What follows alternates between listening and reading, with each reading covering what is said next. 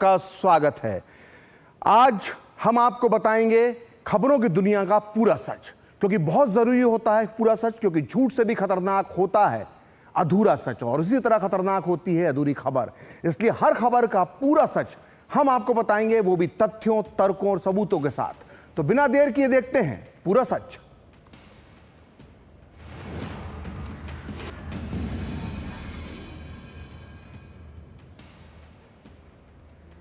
पूरा सच यानी पूरी खबर। आज पूरा सच में हम बात करेंगे राहुल गांधी के चीन प्रेम पर। जी हां, राहुल गांधी ने एक बार फिर विदेशी धरती पर जाकर विदेशी देश चीन की तारीफ में कसीदे पढ़े हैं। इसीलिए आज पूरा सच में हमारा पहला मुद्दा होगा कि आखिर राहुल गांधी को चीन से इतना प्यार क्यों है कि वो इस प्यार में झूठे दावे तक कर देते हैं। राहुल ने कहा है कि भारत में बेरोजगारी है, लेकिन चीन में बेरोजगारी नहीं है। आज पूरा सच में हम आंकड़ों के साथ आपको बताएंगे कि चीन के युवक कैसे बेरोजगारी के नर्क में समा रहे हैं। चीन में नौकरियों को लेकर नर्क मचा हुआ है, तो फिर राहुल को चीन में स्वर्ग क्यों दिख रहा है? आज इसका पूरा विश्लेषण होगा। आज पूरा सच में हमारा दूसरा मुद्दा होगा कि कैसे चीन की अर्थव्यवस्था आईसीयू में पड़ी हुई है। चीन की इकोनॉमी किस तरह से कर्जे के ऑक्सीजन पर चल रही है। चीन की डूबती अर्थव्यवस्था से जुड़ा एक एक आंकड़ा आज हम आपको बताएंगे, क्योंकि आपके लिए यह जानना जरूरी है कि जिस चीन को राहुल गांधी सोने की चिड़िया साबित करना चाहते हैं, दरअसल वो चीनी चिड़िया कंगाली के दाने खाने को मजबूर है। पूरा सच में आज तीसरा मुद्दा होगा कि आखिर सैम पित्रोदा ने क्यों कहा कि राहुल गांधी अब पप्पू नहीं है। आखिर पुरानी बात को दोहराकर सैम पित्रोदा ने फिर से क्यों राहुल गांधी के पप्पू होने की बात पर बहस छेड़ दी है। तो बिना देर किए देखते हैं पूरा सच पूरे विस्तार के साथ। तो राहुल गांधी जब भी विदेशी दौरे पर जाते हैं तो कोई ना कोई विवादित बयान दे ही देते हैं। इस बार भी उन्होंने अपना पुराना रिकॉर्ड बरकरार रखा। राहुल गांधी इन दिनों अमेरिका के दौरे पर हैं और यहां टेक्सास में उन्होंने एक बार फिर ऐसे बयानों की झड़ी लगा दी जिसे लेकर देश की सियासत गर्मा गई है। अमेरिका में अपने संबोधन के दौरान उन्होंने आरएसएस और बीजेपी पर हमले से लेकर भारत में बेरोजगारी तक पर सवाल किया। राहुल गांधी ने कहा कि भारत, अमेरिका और पश्चिम के अन्य देश बेरोजगारी की समस्या का सामना कर रहे हैं, जबकि चीन ऐसा नहीं कर रहा है। इसके पीछे की वजह उसका वैश्विक उत्पादन पर हावी होना है। राहुल ने कहा कि भारत में बेरोजगारी की समस्या है, लेकिन चीन में निश्चित रूप से बेरोजगारी की समस्या नहीं है। आज पूरा सच में हम राहुल गांधी को परखेंगे, उनके बयान को परखेंगे और भारत वर्सेस चीन के बेरोजगारी के आंकड़े को भी समझेंगे। लेकिन पहले देखते हैं कि राहुल ने बेरोजगारी पर क्या कहा। Not everywhere on the planet has an employment problem. Okay? The West has an employment problem. India has an employment problem. But there are many countries in the world that don't really have an employment problem. China certainly doesn't have an employment problem. Vietnam doesn't have an employment problem. So India has to think about the act of production and organizing production. And India has to, it's not acceptable that India simply says, okay, manufacturing, what you call manufacturing or production, is going to be the preserve of the Chinese, it's going to be the preserve of the Vietnamese, it's going to be the preserve of the Bangladeshis. तो देखा आपने, राहुल गांधी के इस बयान में चीन का प्रेम एक बार फिर नजर आ रहा है। विदेशी धरती पर राहुल को ऐसा बयान जिनसे देश की राजनीति में बवाल आना ही था। इस बयान के साथ ही तय हो गया था कि भारत की राजनीति में अब बवाल आएगा। ऐसे में बीजेपी नेताओं ने इस बयान पर अब राहुल गांधी पर हमला बोल दिया। उन्होंने राहुल पर चीन की तरफदारी करने के आरोप लगाए हैं और चीन की बेरोजगारी से जुड़े आंकड़े भी बीजेपी ने बताए हैं। बीजेपी प्रवक्ता प्रदीप भंडारी ने कहा है कि पूरी दुनिया को पता है कि चीन में अगस्त 2024 तक बेरोजगारी दर 17% है और केंद्रीय मंत्री गिरिराज सिंह ने उस वक्त इस मामले में कहा कि राहुल गांधी चीन की ओर से भारत के खिलाफ प्रचार कर रहे हैं और उनका व्यवहार देशद्रोह जैसा है। वहीं कांग्रेस का कहना है कि राहुल गांधी ने टेक्सास में जो भी कहा है वो सच है, लेकिन पूरा सच क्या है हम आपको बताएंगे आंकड़ों के साथ। मगर उसके पहले सुनते हैं कि इस मुद्दे पर किसने क्या कहा।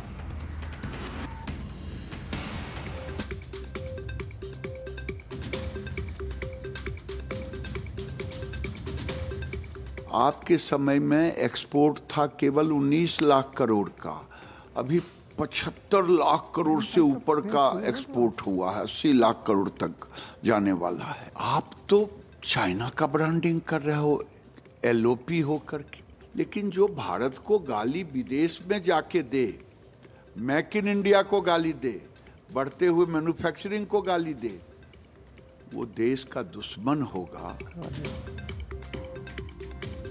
वो हमेशा भारत को नीचे दिखाने का और चाइना को एक बहुत बढ़िया नेशन का हिसाब से प्रोजेक्ट करना चाहते हैं, लेकिन चाइना में डेमोक्रेसी नहीं है, चाइना में लोगों का रिलीजियस फ्रीडम नहीं है। क्या राहुल गांधी उनका बारे में भी कहीं कहीं जाके बोलते हैं? राहुल गांधी बहुत ही बड़े झूठे हैं और राहुल गांधी की पूरी मंशा सिर्फ चीन प्रेम की और भारत अपमान की है।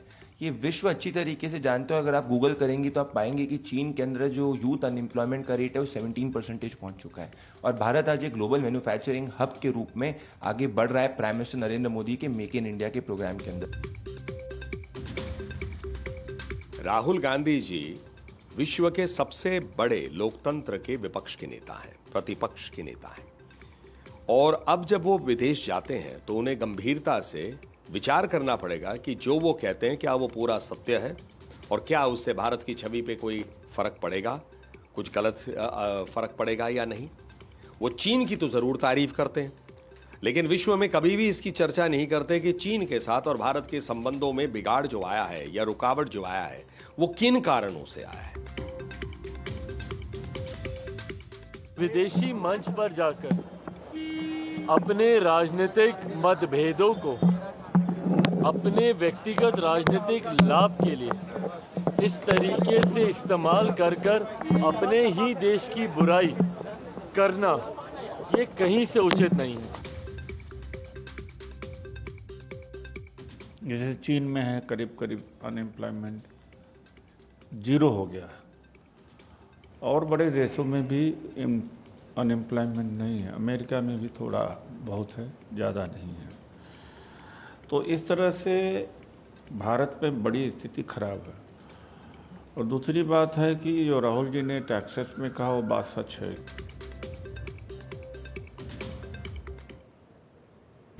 तो एक बार फिर राहुल गांधी का चीन प्रेम सामने आ गया है। उन्होंने चीन की तारीफ में फिर से कसीदे पढ़ दिए हैं। उन्होंने कहा है कि भारत की तरह चीन में बेरोजगारी नहीं है। दरअसल ऐसा लगता है कि राहुल गांधी को चीन की बेरोजगारी की समस्या के बारे में ठीक से पता नहीं है। उन्हें किसी ने ऐसे ही बताया और उन्होंने ऐसे ही बोल दिया। लेकिन राहुल गांधी को यह बयान देने से पहले थोड़ा सा यह अध्ययन कर लेना चाहिए था कि चीन के समाज में बेरोजगार युवाओं को लेकर कितनी ज्यादा चर्चा हो रही है। अगर राहुल गांधी थोड़ा सा रिसर्च कर लेते तो उन्हें पता चल जाता कि आजकल चीन में एक वाक्य बहुत चर्चा में है, और यह वाक्य है रॉटन टेल किड्स, जिसका हिंदी में अर्थ होता है सड़े हुए बच्चे। अब हम आपको बताते हैं कि चीन में रॉटन टेल किड्स यानी सड़े हुए बच्चे किसे कहा जा रहा है। दरअसल चीन में बेरोजगारी इस कदर बढ़ गई है कि वहां के करोड़ों युवा अपने घरों में लौट गए हैं और जिनके पास कोई काम नहीं है और वो अपनी माता पिता की पेंशन पर गुजारा कर रहे हैं। ऐसे बच्चों को चीन में रॉटन टेल किड्स यानी सड़े हुए बच्चे कहा जा रहा है। आइए अब हम आंकड़ों के जरिए समझते हैं कि जिस चीन को राहुल गांधी रोजगार के लिए स्वर्ग बता रहे हैं उसकी जमीनी हकीकत क्या है। चीन सरकार के आंकड़ों के मुताबिक मई 2022 में बेरोजगारी की दर 20.8% के उच्चतम स्तर पर पहुंच गई थी। जुलाई 2023 में चीन के राष्ट्रीय सांख्यिकी ब्यूरो ने घोषणा की कि युवा बेरोजगारी की दर पहले से भी ज्यादा 21.3% तक पहुंच गई है। जब चीन में बढ़ती हुई बेरोजगारी पर बवाल मचा तो चीन सरकार ने 15 अगस्त 2023 को बेरोजगारी के आंकड़े जारी करने पर ही प्रतिबंध लगा दिया। दरअसल चीनी सरकार नहीं चाहती थी कि बेरोजगारी के आंकड़े दुनिया को मालूम पड़े, इसलिए उसने इसकी गिरती हुई अर्थव्यवस्था की पोल खुल जाती चीन की।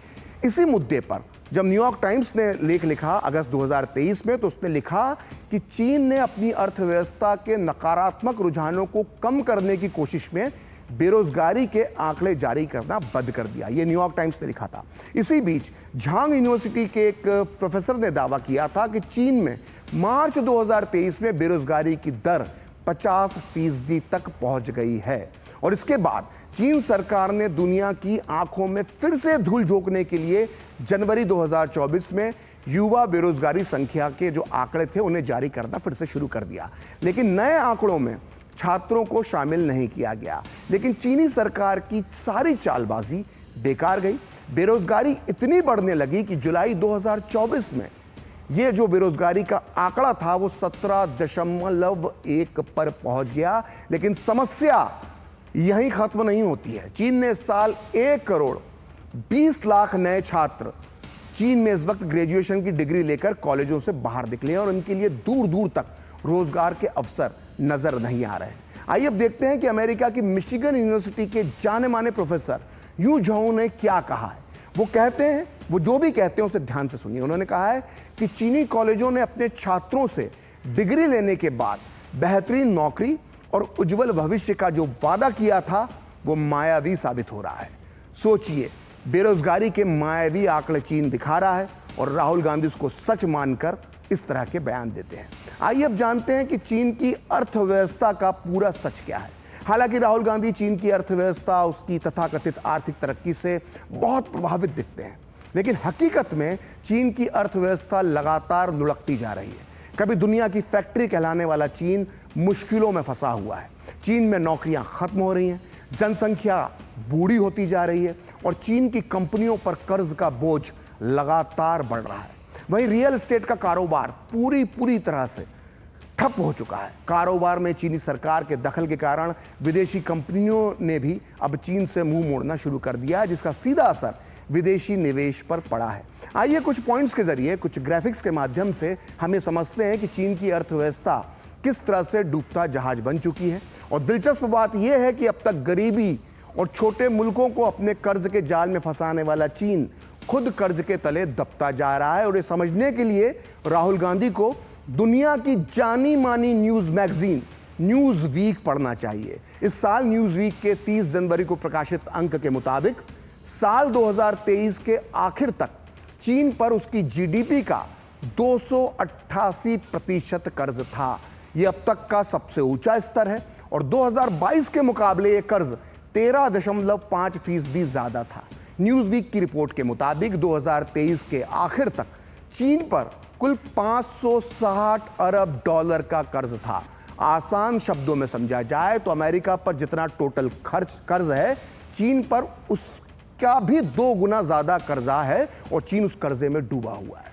चीन के नागरिक भी कर्जे में डूबे हुए हैं। चीन के सेंट्रल बैंक जो है उसका नाम है पीपल्स बैंक ऑफ चाइना, उसके मुताबिक 2022 के अंत तक 78 करोड़ चीनी नागरिक कर्ज में थे। एक आंकड़ा यह भी है कि चीन के 30 करोड़ लोग डिफॉल्टर हैं, वो बैंक का कर्ज लौटाने में सक्षम ही नहीं है।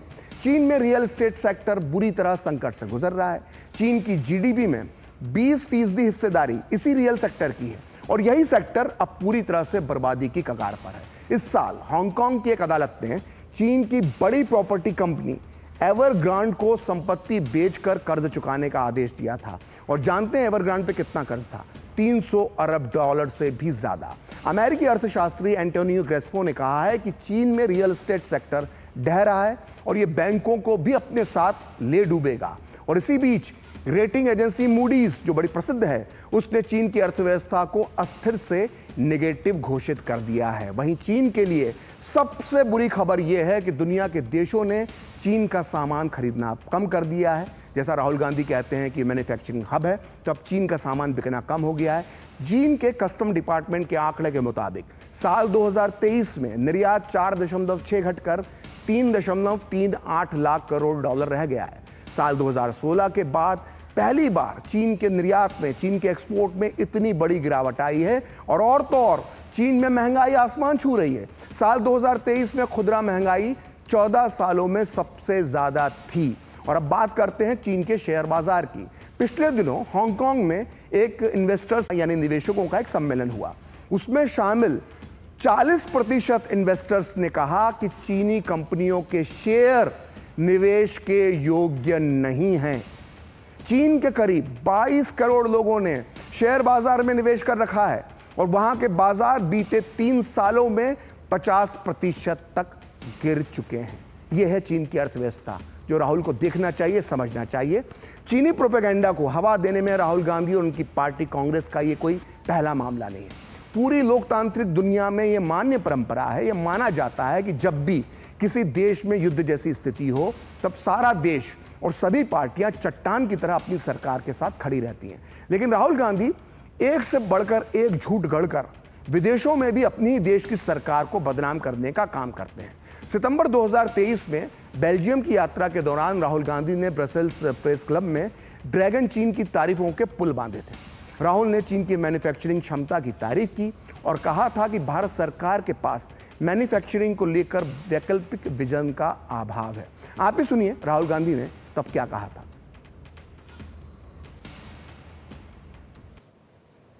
China is proposing a particular view, a particular vision of the planet, right? And they are putting on the table the idea of the Belt and Road because they have become a center of global production. But I don't see an alternative vision coming from our side.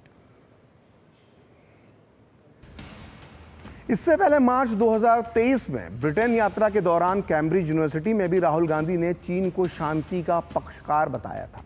Congress नेता राहुल गांधी ने कहा था कि चीन का जो बुनियादी ढांचा है, यानी रेलवे हो या एयरपोर्ट हो या सब कुछ प्रकृति से जुड़ा हुआ है, जबकि अमेरिका खुद को प्रकृति से बड़ा मानता है। इसी बात का जिक्र करते हुए राहुल गांधी ने कहा था कि यह बताने के लिए काफी है कि चीन शांति में कितना ज्यादा दिलचस्पी रखता है। राहुल गांधी ने यह भी कहा था कि चीन में सरकार एक कॉरपोरेशन की तरह काम करती है और इस वजह से हर जानकारी पर सरकार की पूरी पकड़ रहती है। लेकिन इस समय भारत और अमेरिका में ऐसी स्थिति नहीं है, यानी भारत की सरकार की जो पकड़ है वो कॉरपोरेशन पर नहीं रहती, कॉरपोरेशन की तरह नहीं रहती है। ये राहुल गांधी के कैम्ब्रिज में बयान थे। उन्होंने चीन की तारीफ में बहुत बड़ी बड़ी बातें कही थी। उन्होंने कहा था कि अमेरिका जो है वो खुद को नेचर से यानी प्रकृति से ही बड़ा समझता है और यही बात बताने के लिए काफ़ी है कि चीन शांति का पक्षधर है। तो विदेशी धरती पर चीन को शांति का पक्षधर बताने वाले राहुल गांधी के सुर भारत की धरती पर सुविधा की सियासत के हिसाब से बदलते भी रहे।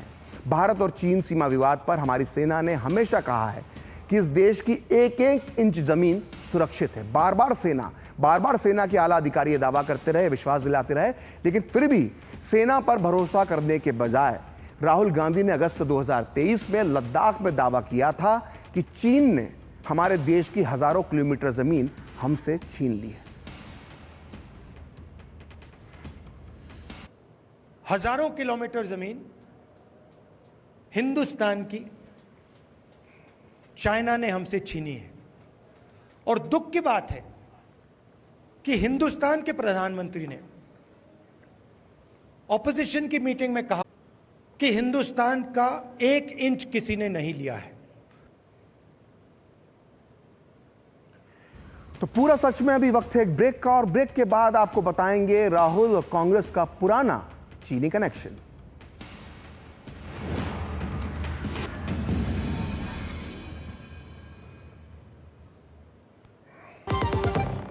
आपके घर के खाने में रेस्टोरेंट जैसा स्वाद ले आए MDH का शाही पनीर मसाला। पनीर को क्या मस्त बना डाला। बात जब पीढ़ियों के लिए बनने वाले घर की हो तो जिम्मेदारी बड़ी हो जाती है। गैलेंट समझता है ये जिम्मेदारी। अब डबल M रिब्स के साथ गैलेंट एडवांस TMT रीबार, निर्माण का रियल हीरो। सोना सिर्फ गहना नहीं होता, कभी पुश्तैनी पहचान तो कभी प्यारी सी याद होती है। लाइफ में आगे बढ़ने के लिए उसी सोने से गोल्ड लोन लेने का फैसला समझदारी का होता है। मुथूट फाइनेंस ये बात समझते हैं, इसीलिए वो ईमानदारी, सच्चाई और आपके विश्वास को सबसे बढ़कर मानते हैं। मुथूट फाइनेंस, सदियों का भरोसा हमेशा के लिए। तो गोल्ड लोन के लिए कॉल करें 1-800-313-1212। शादी का किचन महके जहां, गोल्डी किचन किंग मसाले हो वहां। गोल्डी लाए हैं फ्रेश लॉक टेक्नोलॉजी, जो रखे मसालों को हर समय फ्रेश।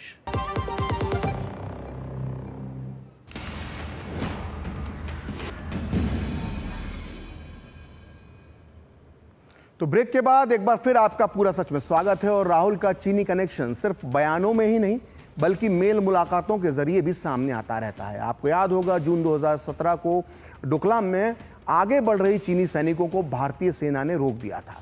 भारतीय सेना की इस जाबाजी पर हर भारतीय को गर्व की अनुभूति हो रही थी। वहीं दूसरी तरफ 8 जुलाई 2017 को राहुल गांधी दिल्ली में चीनी राजदूत से गुपचुप तरीके से मिल रहे थे।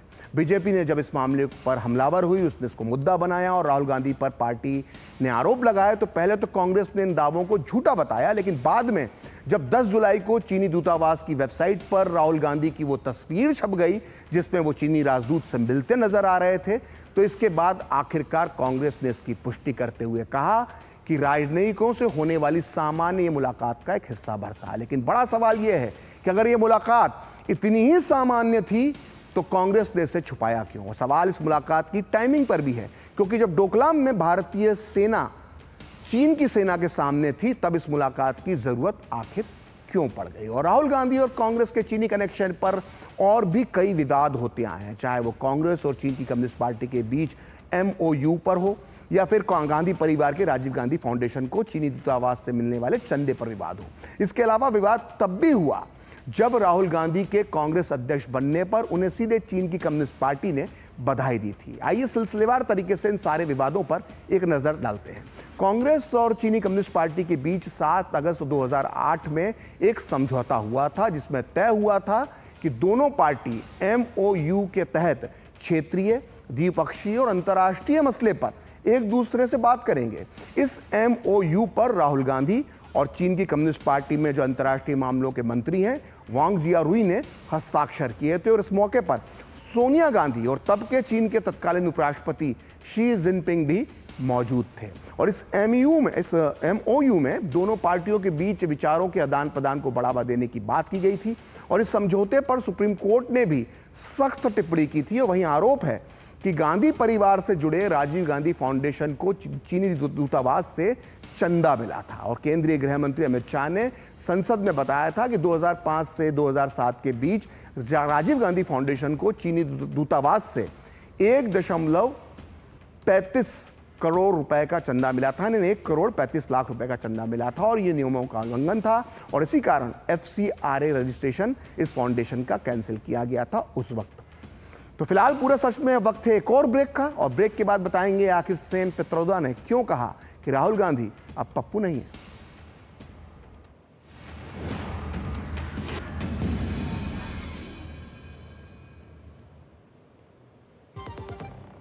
अब आया असली स्वाद। अब आया स्वाद। जब स्वाद के पड़े हो लाले तो MDH का चंकी चाट मसाला डालें। MDH का चंकी चाट मसाला।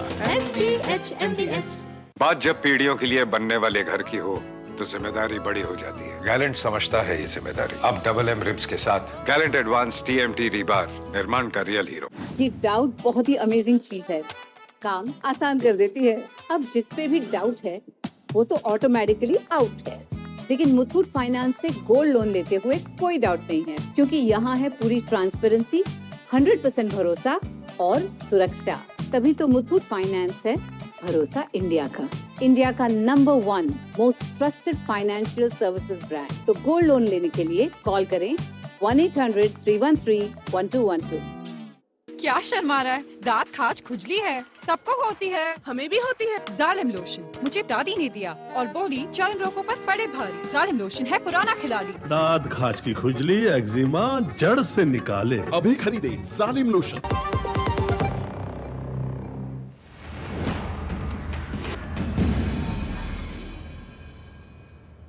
तो ब्रेक के बाद पूरा सच में एक बार फिर आपका स्वागत है। और टेक्सास में कांग्रेस नेता राहुल गांधी का सिर्फ चीन प्रेम ही नहीं बल्कि बीजेपी और RSS को महिला सशक्तिकरण और महिला अधिकारों का विरोधी बताने की भी उन्होंने भरपूर कोशिश की। राहुल गांधी कहते हैं कि बीजेपी और RSS महिलाओं से उम्मीद करते हैं कि वो कम बोलें, घर में रहें। और पहले सुनिए राहुल गांधी ने इस बारे में किस तरह के आरोप लगाए और उसका फिर हम बताएंगे आपको पूरा सच। The BJP and the RSS believe that women should be restricted to a particular role. They should stay at home, they should cook the food, they should not talk too much, right? And we believe that women should be allowed to aspire to whatever they want to do. तो वो कहते हैं ना कि प्रत्यक्ष को प्रमाण की क्या जरूरत। सवाल उठता है कि देश में कौन से इलाके में बीजेपी और आरएसएस ने महिलाओं को बंधनों में जकड़ने की कोशिश की।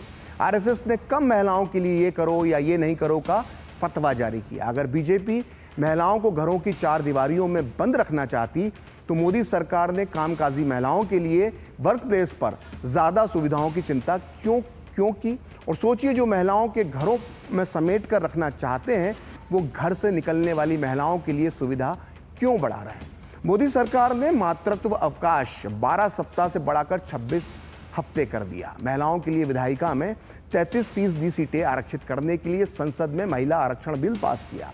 इसी सरकार के दौरान सशस्त्र बलों में एनडीए में महिलाओं के लिए प्रवेश की शुरुआत की।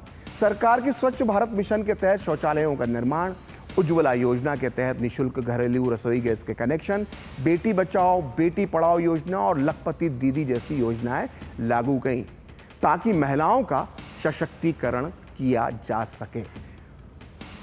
तो ये स्थिति है कि बीजेपी जो सरकार है वो महिलाओं के लिए सशक्तिकरण कर रही है और राहुल विदेशी धरती पर कहते हैं कि आरएसएस और बीजेपी महिलाओं को घरों में कैद रखना चाहती हैं। तो आज पूरा सच में इतना ही। कल फिर होगी आपसे मुलाकात अपने खास कार्यक्रम में पूरा सच में, और किसी भी सियासी और अन्य मुद्दे पर हम करेंगे पड़ताल। तो मुझे और मेरी पूरी टीम को दीजिए अनुमति। नमस्कार।